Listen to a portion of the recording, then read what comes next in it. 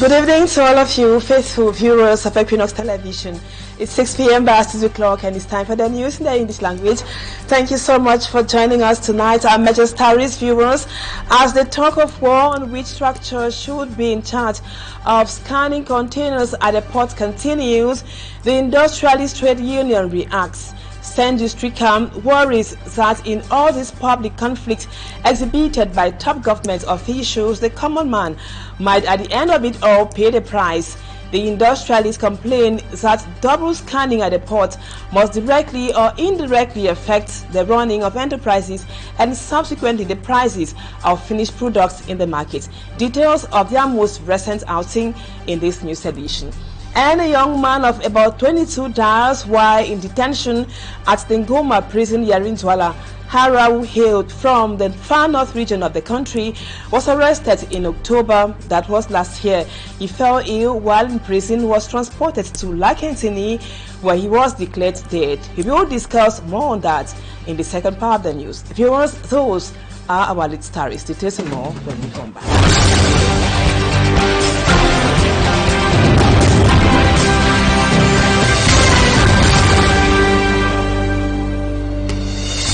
Welcome back, viewers. Thank you so much for the confidence. Thank you for always being with us. In a press release recently, the Cameroon Industrialist Trade Union Industry Camp denounces the double bidding of containers at the ports of Douala following the crisis that involves the two service providers, that is Transatlantic and STS. Industry Camp reiterates that industrial companies should not be the collateral victims of a conflict between public administrations and private service providers. Cedric Chakuto gives a summary of their outing in the report which comes up next. Anger keeps on rising in the industrial sector. The Cameroon Industrialist Trade Union, Industry Camp, raised the alarm about double billing for container scanning fees at the Port Authority of Douala. In a strong worded statement, the trade union speak of a serious disruption with significant financial consequences on businesses. The trade union explains that the conflict between public administrations and private services providers has plunged the container processing chain into a state of prolonged disruption. For over a month, manufacturers have been facing contradictory payment demands related to scanning, even though some equipments are reportedly no longer operational. To them, this leads to delay in supply, accumulated penalties, and an increase in pressure on production costs. They also highlight a situation deemed economically unsustainable in a context already marked by significant tax and logistical constraints. Companies are being forced to pay fees for disputed services without a clear understanding to the contractual framework or the truly competent authority. Given the urgency of the situation, the Industry Camp calls on authorities to immediately restore administrative consistency and put an end to the imposed double payment. They propose transitional measures including the deposit of disputed fees and the recognition of an administrative force regime to provide relief to manufacturers. We must guarantee port fluidity and the continuity of economic activities. They concluded by proposing their services, if needed, to put an end to this crisis that is plunging the economic activities of the country. In other news, youth as well as women in KKM have been challenged to stand up for their rights and have a change of mentality. This was during the launch of youth activities in KKM by the president of the Cameroon Front Political Party, Chantal Kambiwa. It was an opportunity also for the president of the Cameroon Front Political Party to as well install the party's wing in KKM. Sumaji Kangibre reports. It is in KKM, in the Upper Kam division of the West region, that the Cameroon Front Political Party decided to launch its activities in prelude to the 60th edition of the youth to be celebrated later this month, gathered at Gibon Karankat. The national president of the Cameroon Front political party used the opportunity to educate the inhabitants on how to fight for their rights. We are in the Youth Week, and youth are linked to education. And education is not just for young people. It is a cross-cutting theme, and as you could see, the parents who came to supervise the young people were even more interested on the theme, Know Your Country, Love It to Better Serve It. The youth who will be celebrating their day in the days ahead were also urged to be orderly. The aim here was to call on young people to embrace positive citizenship, to tell them that they are citizens. They don't only have rights, but they also have duties. And it is on this occasion, given the official theme of this 60th edition, that we were able to highlight the depth of the Cameroonian Front slogan, which is peace, education, and prosperity. Some of the youth say, it is a privilege for us here in Kekem to receive her. We were briefed on the slogan of the Cameroonian Front Party, which is peace, education, and prosperity. We were taught, taking into account the theme of the February 11th celebration, we have the privilege of starting this day with this teaching. Women were not also left out during the exchange in Kekem, as Chantal Kambiwa told them their place is not only to sell by the roadside. First and foremost, it's about education, because we women are ignorant in the Cameroonian Front Party about education we can give our children and the advancement of women. We must stop being complacent. We must evolve rather than stagnating along the way. There are many things we can do in Cameroonian Front. The president of the Cameroon Front's political party used her presence in Kekem to install new members for her party. Now, after denouncing femicides for several months now, let's talk homicide, which is the deliberate killing of a man by his partner. In 2 weeks, 3 cases of homicide have been recorded in Nyalam, Bopi, and Dimako, all localities here in the littoral region of Cameroon. Human rights defenders say the number is alarming, and perpetrators of homicide must always be brought to book. Law Mayero with details. Last week, a man was killed by his girlfriend in a bar at Dimako in the East region.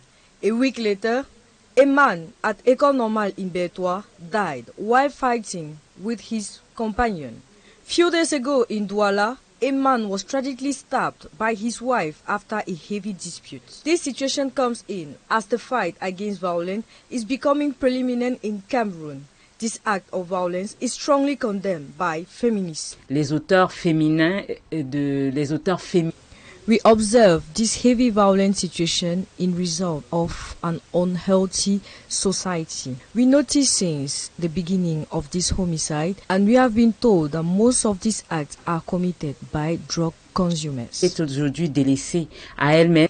The militant of women's rights calls on concrete measures to prevent any potential new case. Nous voulons une loi spécifique contre les violences. We need a specific law against violence so that any form of violence will be severely punished. If this law is not put in place, this case cannot be reduced.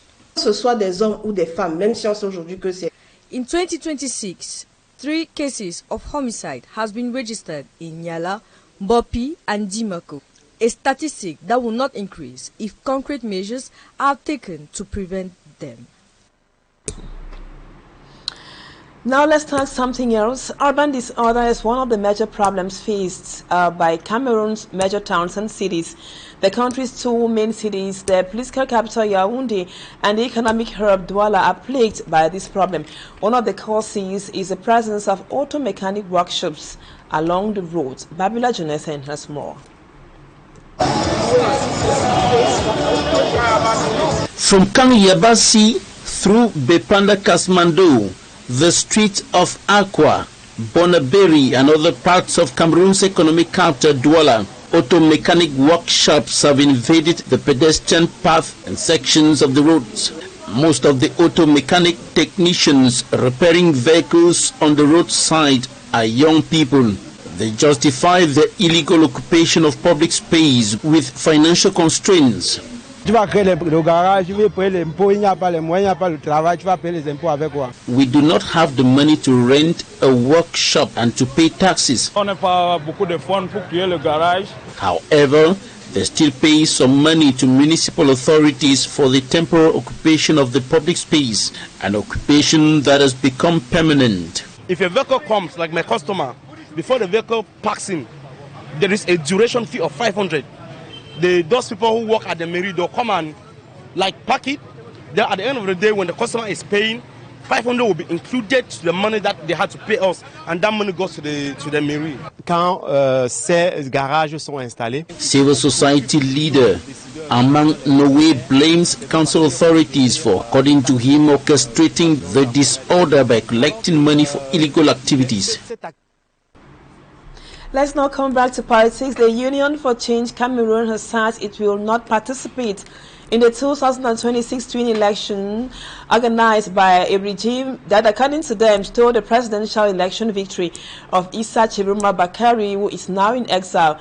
Also on grounds that political prisoners are still languishing in jail, persistent repression, arbitrary arrest, serious human rights violations, manipulation of the electoral process, among others. The UCC made this stance known in a statement recently on January 2. Innocent answer with more. Union for Change Cameroon, that embodies several opposition political parties, makes it crystal clear in a statement that it cannot directly or indirectly take part in the forthcoming municipal and legislative elections or in any other ballot organized in Cameroon when the field is still hostile. According to the Union for Change Cameroon, there is no need going in for elections programmed by a regime that stole the presidential election victory of Issa Chiroma Bakari, a candidate they endorsed and voted by Cameroonians who quest for change, when hundreds of political prisoners are still languishing in prisons. Not when the socio-political climate is marked by repression, enforced disappearances, arbitrary arrest, political detentions, and grave violations of human rights, condemned by national and international bodies. UCC reminds of a strong fidelity with Cameroonians and will keep this struggle at all costs for the people and their future of a truth and a justice that cannot be stifled by prison, fear or state violence. The Union for Change Cameroon as well reiterates its unwavering position and commitment to restoring the will of the people on October 12, 2025, securing the release of all political prisoners, as well as ensure the strict respect for the truth of the ballot boxes and the refusal of any negotiation without the prior recognition of the definitively established victory of Issa Chiroma Bakari. In this statement still, the Union for Change Cameroon reiterates to Cameroonians that it is carrying out actions at both national and international level to ensure that the right to a democratic transition prevails, highlighting attempts at confusion, manipulation and normalization of a regime resulting from an electoral coup. The Union for Change Cameroon calls for unity, dignity and resistance from the people of change. And now before we go, viewers, or before we move on to the second part of the news, just to let you know that a 22-year-old man whose name we got as Justin Hara has died while in detention at Ngoma prison. Hara, family members told us, was on his way back from work in Bonaberi when he was arrested alongside other youths and taken to New Bell, then to Ngoma. He fell sick while at the Ngoma prison. He was transported to the Lakentinil hospital where he gave up the ghost that was earlier this week. We will be talking more on that in the second part of the news. And viewers, that does it for the first part of the news. Let's now move on to Talking Point.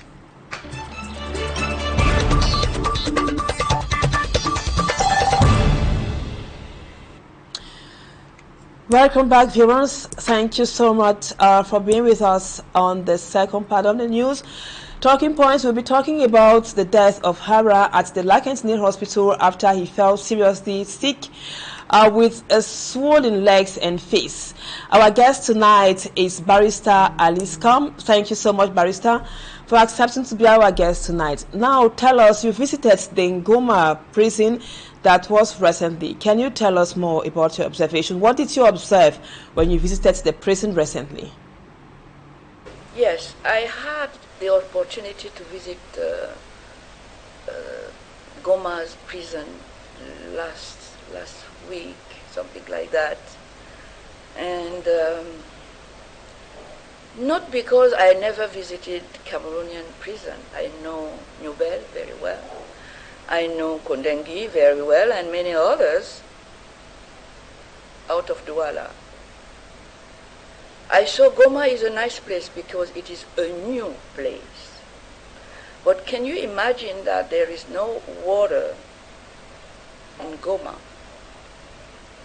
If you want your kid to drink water, instead of drinking his urine, you must take water to him every day.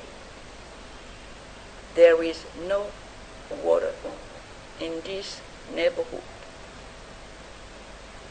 And it is so far from the city, from downtown, that you wonder if our leaders, our ministers and presidents, they really know that they are in charge of human beings' lives. You wonder when they do this kind of thing. Suddenly, because they know that they are in power, they won't be prisoner.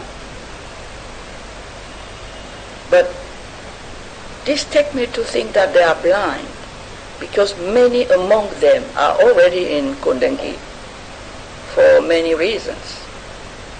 So the prison is not somewhere kept especially for a specific citizen in Cameroon. Those who are up, the upper room, can also be prisoners tomorrow, as we can see.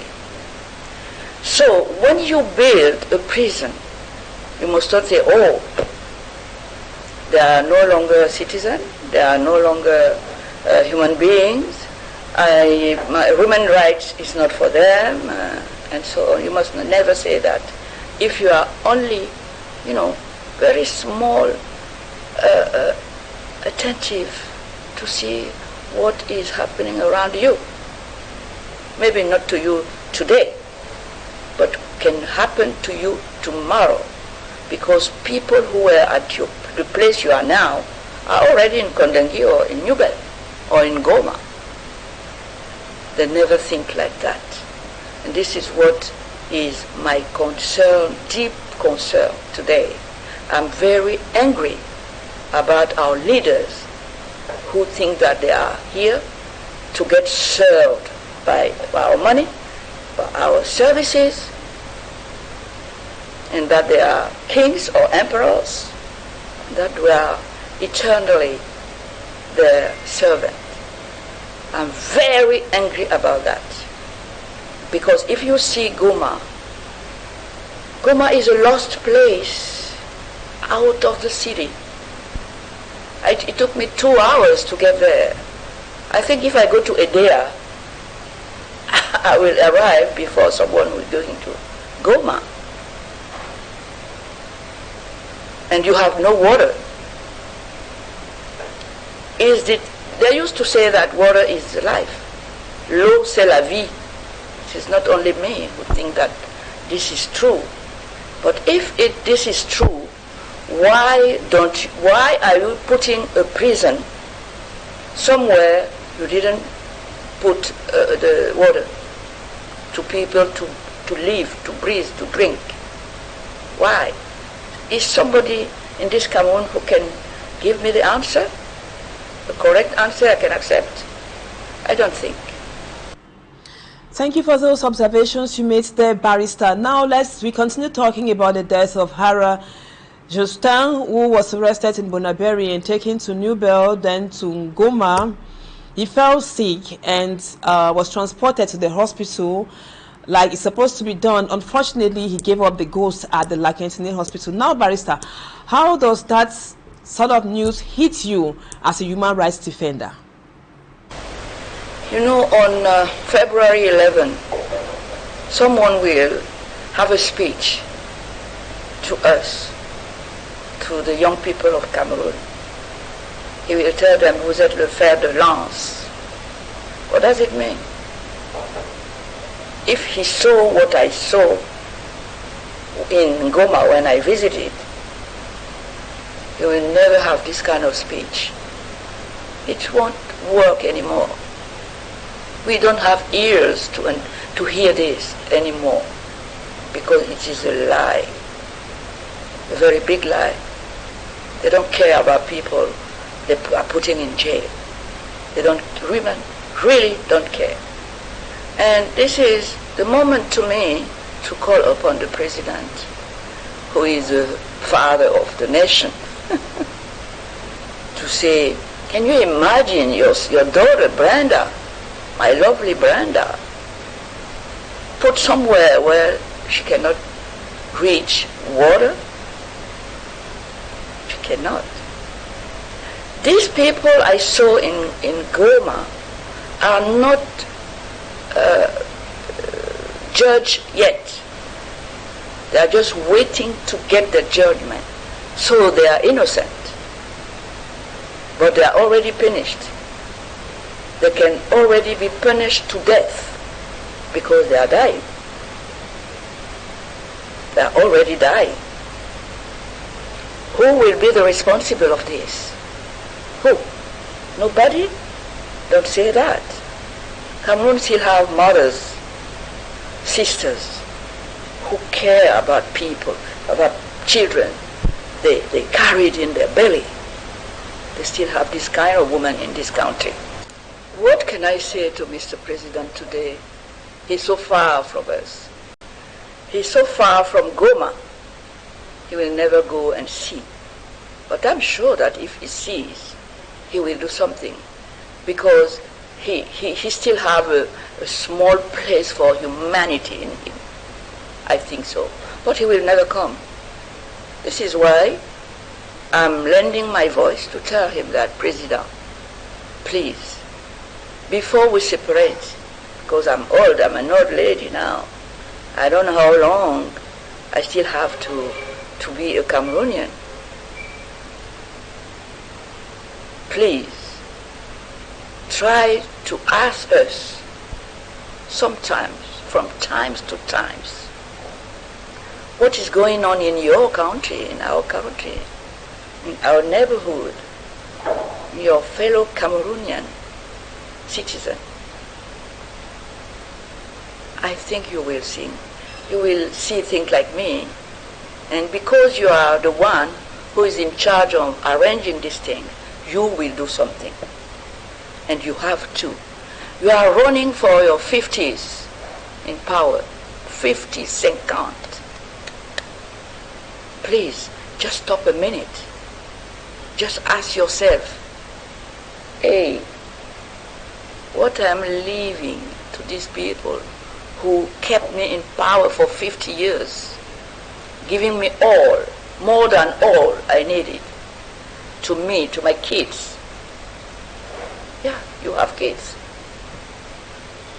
You have kids. We know them. We love them. Just ask yourself, where I am leaving them, because the money is not enough. You will leave a lot of money to them. We know. But they need to have people. They need to have brotherhood. They need to have humanity. They need to have love. But this, you are not prepared them to have it. Please, you still have time to arrange that. Barrister NKOM, since last October, we got information that 5 inmates of New and Goma have already died so far, and over 600 inmates are in those 2 detention facilities. You mentioned above difficulty of having access to potable water in Goma, and New which is somehow overpopulated already. Is that not violating or playing down on your rights as human beings? Yes, of course. This is a vibrant violation of human rights. But who can act against this? Who must denounce? It is you and me as a citizen, as a part of this first power which French people call pouvoir souverain du peuple, where are issued the executive power, the legislative power, and judiciary. Don't forget yourself. Don't forget your neighbor. It is our duty for you and me to say no. We cannot live here in Cameroon like if we were wild animals, which is today, it is the case. Monsieur le Président, we will have la fête de la jeunesse on February 11. What are you going to tell us again? What are you going to tell us on the 11th of February about our jeunesse, our kids? Take a look before in your prisons. You built here with a lot of milliards, billions. Take a look. You can take your private aircraft and come and see. Go to Goma. Go to Nobel. Go and see your kids in prison. I think, and I know, and I hope you will change. You will try to do something with the money you keep. You manage this money. You will try to do some big part of your humanity you still have, I hope so, in your heart. Please. Barrister Alice Combe, you are a lawyer. Let's now talk most especially about those incarcerated during the post-election crisis. Don't you, as a legal mind, think amnesty should be considered or their court hearings should be hastened as a possible solution to all of this? You see, the president is the head of all the powers here. Executive power, legislative because he has a majority in the parliament to take the law, to rule, and you have the judiciary. You have all this concentration of all the powers in his sole hands. I can talk, speak, cry every day. If he doesn't want to take care of his people, he will never do that. But I can also tell myself, I say, if the people doesn't want to exercise to practice their power, sovereign power, nothing will happen. I can speak every day. I can talk for a while. Nothing will change. So I think that time is the time of action. We must be careful. What is not human in our neighborhood, what is not under the law, we, you, me, you, everybody, and it's not what this is all about. Are we going to do that? Not for same man, for now for 42 years, who we see he has no more time for us. He has to prepare himself because he's getting old. They must take care of him more than before. Do you think he still have time today to take care of us? What can we do to make his ears remain open to hear what we have to tell him? Do you think he still have time to open his eyes to see what our money he sent to build prisons? What this money became after? Is he ready for that? And then I say, yes, he must be ready for that.